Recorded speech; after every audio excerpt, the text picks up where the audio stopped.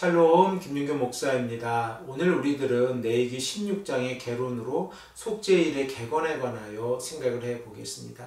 우리들은 레위기 1장에서 15장의 말씀을 통하여 5가지 제사 제도와 아론과 그의 아들들의 제사장 위임식에 관하여 생각을 해보았고, 나답과 아비후의 죽음, 그리고 음식법, 출산과 관련된 규례, 그리고 악성 전염성 피부병에 관한 규례, 그리고 마지막으로 몸의 유출에 관한 규례에 관하여 생각을 해보았습니다. 레위기 16장의 말씀에서는 속죄일에 대한 규례를 우리에게 말씀하고 있는데, 많은 학자들이 동의하고 있는 내용이 바로 레위기 16장이 레위기 신학의 핵심이라고 하는 사실입니다. 우리들은 레위기 16장의 말씀을 통하여 하나님의 거룩하심과 자비하심, 그리고 선택과 용서에 관하여 생각해 볼 수 있고, 하나님 앞에서 정결과 속죄에 관한 개념에 관해서도 우리가 생각을 해 볼 수 있습니다. 그리고 이 모든 내용들이 1년에 딱 하루 속죄일에 거행되어지는 의식을 통하여 우리가 생각을 해 볼 수 있습니다. 이스라엘 백성들에게는 1년의 시간 동안에 여러 가지 절기가 있었습니다. 그러나 그들에게 있어서 가장 중요한 절기를 딱 하나를 선택한다고 하면 바로 속죄일입니다. 속죄일은 이스라엘 백성들이 사용하고 있는 달력 가운데에서 7째 달 10일에 해당이 되어집니다. 그리고 이 날을 우리가 사용하고 있는 양력의 개념으로 생각을 해보면 대략적으로 10월 초순에 해당이 되어집니다. 속죄일의 가장 중요한 목적을 우리가 생각을 해보면 죄와 부정으로 더럽혀져 있는 성막을 정결하게 하는 것입니다. 그래서 속죄일에 행해지는 이 의식에 관하여 우리가 생각을 해보면 죄의 고백과 제물, 그리고 제사장의 사역과 정결에 관하여 우리가 말씀을 통하여 생각을 해 볼 수 있습니다. 그러면 속죄일을 통하여 우리들은 어떻게 하나님의 은혜와 인간의 믿음에 관하여 생각을 해 볼 수 있습니까? 우리들은 레위기 11장에서 15장의 말씀을 통하여 하나님 앞에서 부정한 것이 얼마나 심각한 죄인가에 대해서 생각을 해 보았습니다.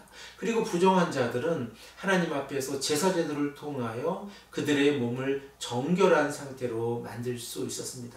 그러나 모든 부정한 자들이 제사가 필요한 것은 아니었다는 사실을 우리가 말씀을 통하여 생각해 보았습니다. 하지만 부정한 자들에게 공통적으로 적용해 볼 수 있는 것은 그들은 하나님 앞에서 성전에 들어갈 수 없다고 하는 사실입니다. 그 이유는 이스라엘 백성들이 부지 중에 하나님 앞에서 죄를 지었다고 할지라도 거룩하신 하나님의 성전을 더럽힐 수 있기 때문에 하나님의 성전에 들어가는 것이 금지되어졌다는 사실을 우리가 깨닫게 되었습니다.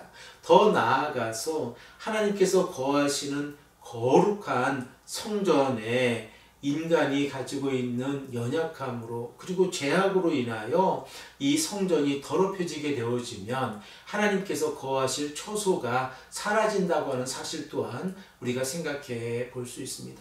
그러므로 이러한 상황 가운데에서 하나님께서 한 길을 이스라엘 백성들에게 허락해 주셨는데 바로 속죄일입니다.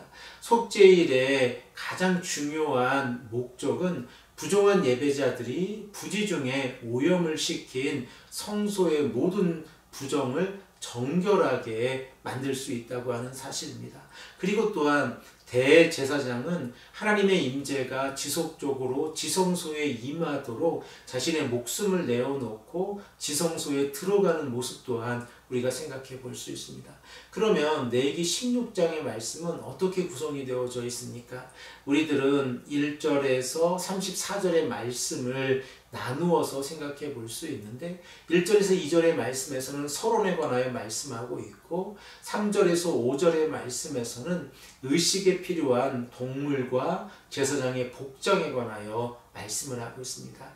그리고 6절에서 10절의 말씀에서는 의식의 개요에 관하여 말씀을 하고 있고, 11절에서 28절의 말씀에서는 상세한 의식의 묘사가 기록이 되어져 있는데, 11절에서 19절의 말씀에서는 피 뿌리는 의식에 관하여 말씀하고 있고 20절에서 22절에서는 속죄의 염소에 관하여 말씀하고 있고 23절에서 28절의 말씀에서는 의식에 참여하는 자들의 정결에 관하여 말씀하고 있습니다.